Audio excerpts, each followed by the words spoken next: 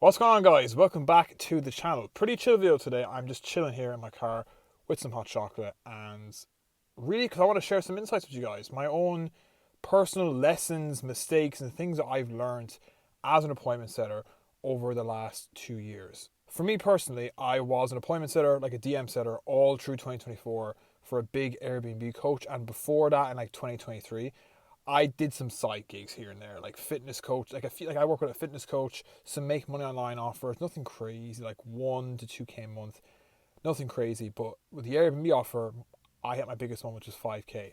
I can put it on the screen somewhere here. The point is, if you're an appointment setter right now, you'll find this video helpful because I made a lot of mistakes. I did so many fuck ups. I failed way more than I won, and I want to share all these losses and just lessons I've learned in this video so you guys can walk away with like way more knowledge and wisdom than I did, so you can find success a lot faster. The first thing I want to talk about, it kind of goes back to the most previous video I made, was your mindset and your thinking. Now what I mean in specific is a lot of the time, reasons why a lot of setters actually fail and not find the success they want is because they're so focused on the money.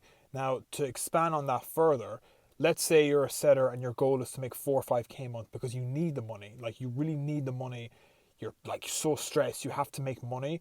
That'll actually hold you back because you're thinking in like an emotional state and like you're in survival mode. And I just know from my own personal experience, being in this mode, when you need to make the money, you're actually in the DMs or even on the phone as a phone setter and you're not thinking clearly. You kind of have like a frantic, stressed mind because you need the money. So you're just trying your best to like book as many calls as you can and like make so much money as quickly as possible. But if that doesn't happen, it's very easy to get discouraged and feel shit. I've seen some setters where they get a good offer, but they didn't make the money they wanted straight away, so they just offer jump, try and find different opportunities. But it's a continuous cycle where they're not making the money they want, they're getting stressed, they're discouraged, and everything. And like that is not going to help you. I know like people get into setting, of course, to make money. I want to make money too. We all want to make money. But a better way to look around it, guys, is focus on your inputs. Like when I hit my first 5K a month as a setter, and when I was doing well, like 4 or 5K a month USD consistently, I was focusing on my inputs. My day to day was just looking at, okay, well, firstly, what I did was with the setter manager in my team, I reverse engineered everything. So I wanted to make 5K a month in commissions. Fantastic. What do I need to do on a daily basis to do that? So we broke down the numbers. How many outbound messages I need to send, how many follow-ups, like how many calls do I need to book based off the current show rate and close rate.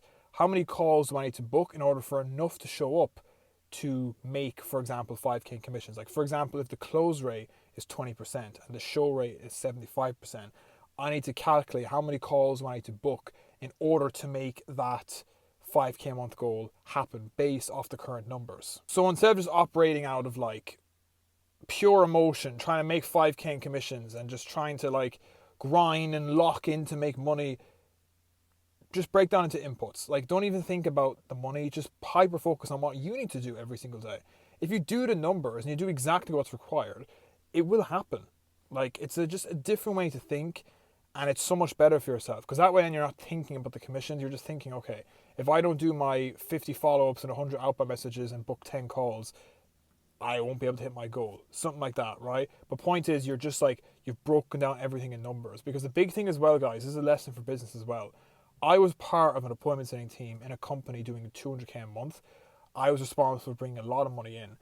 And the best decisions we made in the business was purely data driven. We looked at the numbers and saw what could improve and do better. So that's the first thing, guys, that I learned that I want you guys to take in is do not obsess over the money. If you're not making the money you want to make in your offer you're working in, firstly evaluate to see if the offer is actually good enough, because some offers just aren't good enough. But if the potential to make 4 or 5K, 6K a month, whatever your goal is there, work with the sales manager or set manager, whoever's there, and reverse engineer the numbers. See what daily inputs you need to do to make that goal happen, and it'll happen. Now, another mistake I want to talk about that I made that really held me back was when I was in my setting role, making like 4 or 5K a month, there was around, I would say, 2 times in the year where I was very close to burnout. Like, I was not doing well mentally. I was so burnt out. And you know why that is? is because I didn't take care of myself properly. Like, you can make 4 or 5K a month in commissions, no problem. But if you're neglecting the gym, if you're neglecting your health, if you're just not, if you don't have a good solid routine dialed in for yourself, you will just crash. And that's what happened to me twice. Like, I, for example, would have a fantastic performance if I just did work.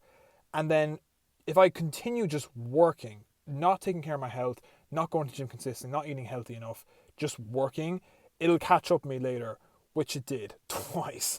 And there was one point where I nearly lost my setting role because I was performing so bad, because it was just a long period of time of doing bad decisions. If you ever read the book Atomic Habits, there's a quote in there where the author talks about, like, small decisions, good or bad, will compound over time. So if you make a small bad decision every day, in the moment it's fine, but long term it'll, like, come back to bite you. It was the same here, not taking care of myself, not following a solid routine. I wasn't going to the gym. I wasn't eating healthy. I didn't have a good routine. I just worked 10 hours a day. Now, I want, like, as a setter, you don't have to work 10 hours a day all the time, but I wanted to, right? And I got good results, but at what cost? That's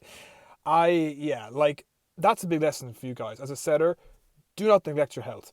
Like, go to the gym, eat consistently, eat well consistently, like, have a social life, like, make sure you still enjoy your life, like, enjoy the fruits of your labor. If you are making 4 or 5K a month, go on a nice trip on the weekend, take some time off to spend, some quality time with your friends every now and then. Like, make sure you live life and take care of yourself, because if you want to perform really well long term, always take care of yourself. Never neglect your health, or just in general, like, make sure you are okay. This next lesson, guys, now I want to share is something I've learned from working different offers. Is like, if you find an offer with a really good culture, like, it's going to make life so much better.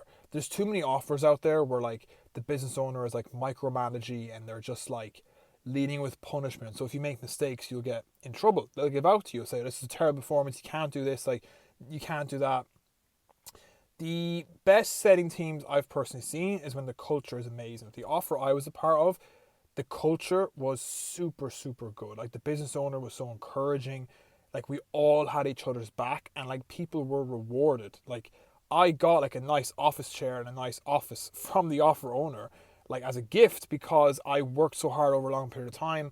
I achieved good results. They gave back. Point is, it was a very strong, encouraging, positive environment, all pushing each other and keeping each other accountable in the right way. I've worked on offers where the offer owner killed me for making a mistake. And that's just not the right way of leadership. You need to have good leadership, and you need to have a good culture. So if you're looking for a new role right now as a setter, honestly, in the interview, if I were you, I would actually ask the sales manager, offer owner, whoever, like, is interviewing you, like, what's the culture like? What's the leadership like? You know what I mean? Like, what is the team culture? What do you guys do? Like, like, how do you lead your team? How is leadership done in this company? Figure that out, because if you are in like a positive reinforcement, positive environment to work in, you will thrive. Like, when I was working 10 hours a day, obviously this is before I burnt out. I learned the hard way that you can't do this. But a big reason why I wanted that in the first place was because I wanted to. I loved the company I was in for a while. Like, it was, like, before I decided to leave and do my own thing, I treated it like my own business. I loved it. I worked so hard every day because the team was so good. Everybody around me was pushing me. I'm still great friends with, like, some of the closers and setters that I worked with. Like, the offer felt like a family. So if you're in an offer where it does not have that feeling, then, like, you should find a better one, in my opinion. Of course, like, if you're on an offer right now, the culture isn't great, but you're making great money, then, like, you don't have to leave. But if you're not making the best money, but more importantly, the culture sucks, it's not encouraging, like, the offer owner or the sales manager gets angry at you for making mistakes, then leave. Like, in my opinion, like, those kind of offers, like, you'll just have a worse time there. You know what I mean? Like, some setters I've talked to, like, say they've hated their setting roles and they don't like setting, but it's not necessarily the job they hate. It's just the management and the leadership involved. So finding a good offer with a good leadership and a good, like, culture will make you enjoy your life so much more. So that's one thing I want to share as well, is find a good offer with a good culture. Now, another thing I want to share, really kind of my main, like, last thing I want to share in this video, is if you are a setter and you want to find a new role, or you're kind of stuck and you want help, but you're afraid to invest into yourself, just do it. Like, for me personally, I spent way too long trying to figure out like how to like do things on my own. Like, I'll tell you a quick story. Like, before I found my big appointment setting role last year, around January, actually no, February 2024, I invested in like a course to learn how to find good appointment setting jobs. It was $997. I had €1,300 in my bank account, so I would have had a very little money left, no income coming in. That was it. A big, like it was a big financial decision for me personally, and for a while I just didn't invest because I was too afraid. But then I came to the point where like, look, I'm trying to figure shit out on my own. I'm stuck. If I can get help, I had the right information needed to, learn. And then I did it.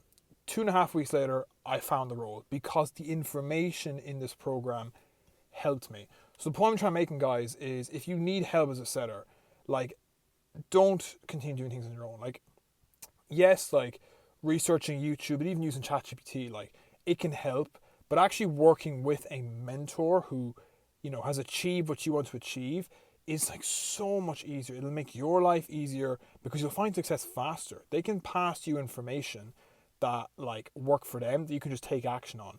While if you did it on your own, it might take you a few months to figure out the information they already know, if you get what I mean.